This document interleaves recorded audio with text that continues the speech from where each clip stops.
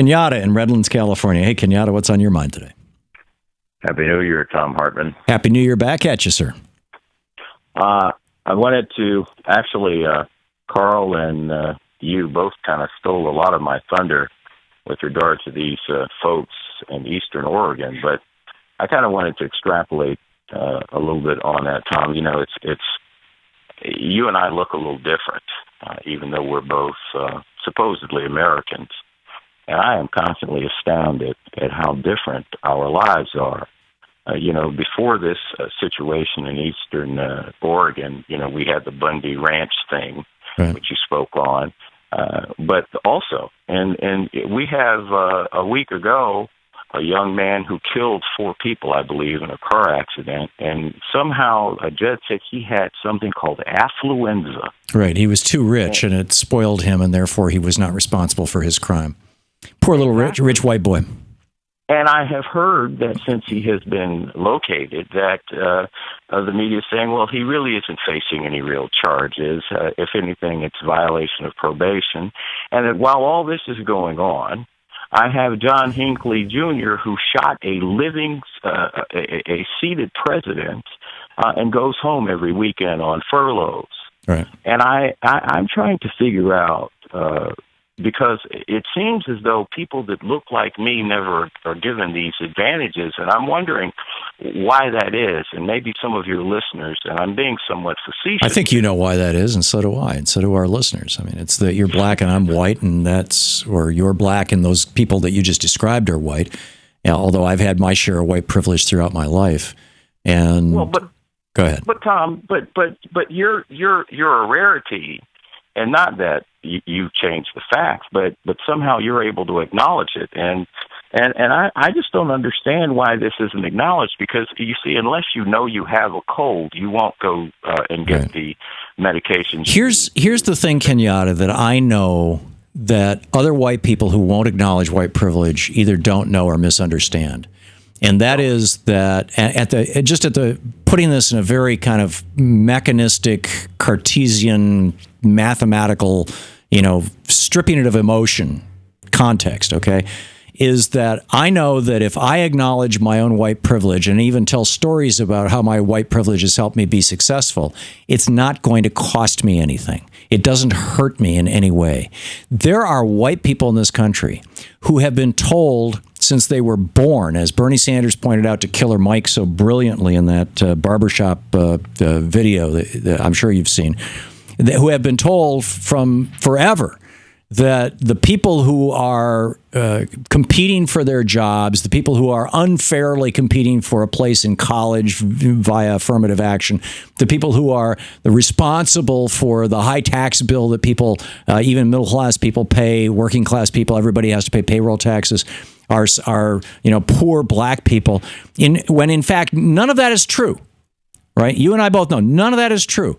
But this is the message that's been given to white people all these years: is that African Americans and Hispanics, they want your job, they want your wife, they want your they want your house, they want your slot and fill in the blank, right? And therefore, do not acknowledge that white privilege, because that might lead to a change in the system that would cause blacks and whites to be on a level playing field, and particularly as we're seeing white working class people's income and wealth collapse. I mean, they're $20,000 a year roughly is annual per person income now, as it was in 1980. I mean, it hasn't gone up; it's actually gone down a little. Household income has gone up, but that's because 2 people are working now. They weren't in 1980, and speaking largely of white families now. And those folks, those white folks who are stuck in the bottom of the income ladder, for them it's a real easy thing to buy the idea that somebody is responsible for their situation and not understand that it's really billionaires gaming the system, because they don't see that. That's not obvious.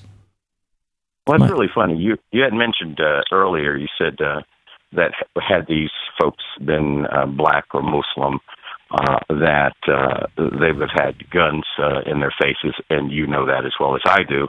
Right. But the nuances of anger are very interesting, because you see there were folks 10 years ago almost 11 now, in a place called New Orleans during a hurricane, one of the most devastating in the country, called Katrina, who had guns stuck in their faces, and they'd been victimized by Mother Nature. Right. So, it speaks for itself. Well, and a bunch of them were hunted down and shot like they were prey, by these predators in New Orleans, on the bridge there, and tens of thousands of people were just literally left to die by George W. Bush, and over 1,000 of them did. I think it was just short of 2,000 people died in New Orleans, wasn't it? Yeah. Can I ask you one question, Tom? Sure. Because listen, just one question. And and you're an honest guy, and I admire you, and you know that I do. But my question is this: if there are apparently a lot of white Americans who think that this is the imagination of black people in particular in this country, that we don't see these differences, right. I ask this: how about black people start to conduct themselves the same way? What do you think would happen?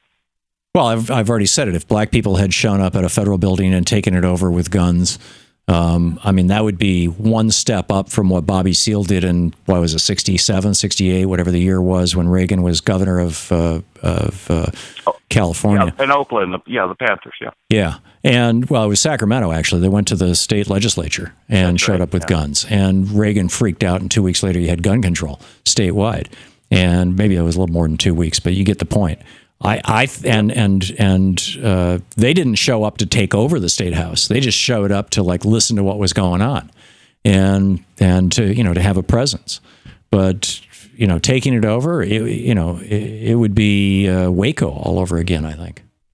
Well, clearly there's a difference, and I just want to every chance I get to point that out, and I appreciate you giving me the chance to do that, Tom.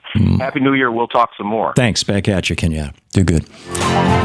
To watch more clips from our programs, hit the Watch More Videos button over here, and please be sure to hit the handy-dandy subscribe button so you'll always be up to date. Tag, you're it.